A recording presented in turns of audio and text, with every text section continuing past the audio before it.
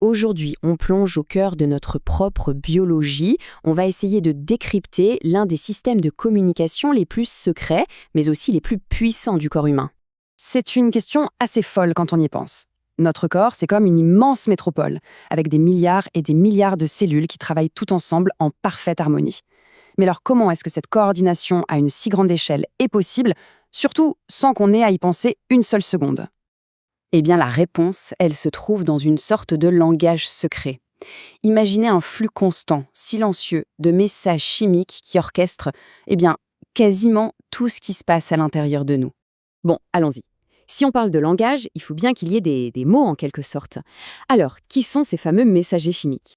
Et les voilà, les grandes vedettes de notre sujet aujourd'hui, les hormones. Ce sont elles, ces molécules, qui sont nos fameux messagers chimiques. Elles transportent les instructions d'un bout à l'autre du corps. Ok, mais concrètement, une hormone, c'est quoi? Pour faire simple, c'est un messager chimique. Un messager assez sophistiqué, d'ailleurs, qui va voyager dans le sang. Le sang, c'est un peu son autoroute personnelle pour aller transmettre des ordres et coordonner toutes les fonctions essentielles du corps. Ce qui est vraiment clé, sans mauvais jeu de mots, c'est la façon dont le message est livré. C'est un processus en 3 étapes, très simple. Premièrement, une glande spécifique la produit et la libère. Deuxièmement, l'hormone se met à voyager dans la circulation sanguine. Et enfin, et c'est ça le plus important, elle n'agit que sur les cellules qui ont le bon récepteur. C'est vraiment l'image de la clé et de la serrure. Si la cellule n'a pas la bonne serrure, le message ne passe pas. D'accord, donc on a les messagers, mais qui les envoie? D'où partit-il? Eh bien, il existe tout un service postal interne, un véritable réseau de distribution.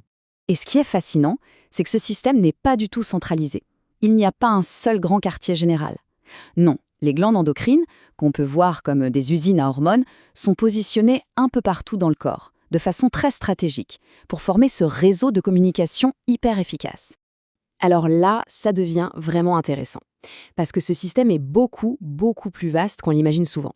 Bien sûr, il y a les grandes glandes bien connues, l'hypothalamus, la thyroïde, mais il faut savoir que des organes, comme le foie, les reins, ou même notre propre tissu adipeux, produisent aussi des hormones. Et ce n'est pas tout. La communication ne se fait pas toujours sur de longues distances via le sang. Parfois, c'est très local, entre cellules voisines. C'est le mode paracrine. Et parfois même, une cellule s'envoie un message à elle-même. Ça, c'est l'autocrine.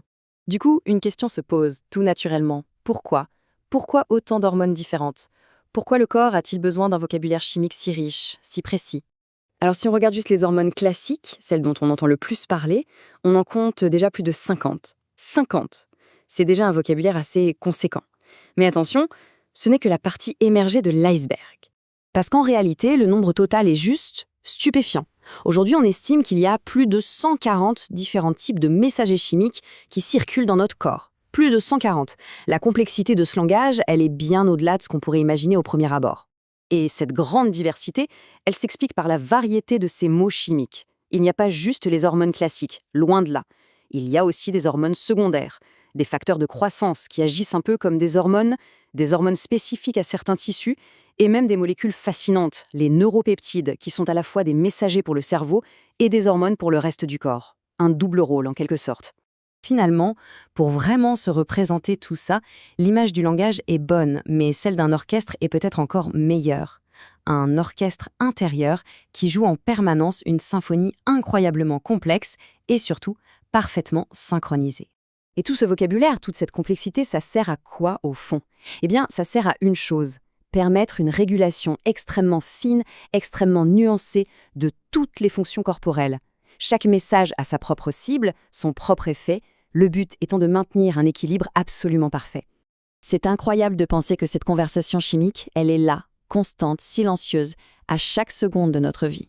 C'est elle qui façonne notre croissance, notre métabolisme, notre niveau d'énergie, nos humeurs et même notre capacité à nous reproduire. C'est, au fond, la véritable symphonie silencieuse de la vie.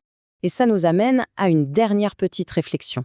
Là, tout de suite, en ce moment même, cet orchestre intérieur est en train de jouer sa partition. Alors, on peut se demander quels messages, quels ordres sont en train de circuler dans notre propre corps, juste là, maintenant.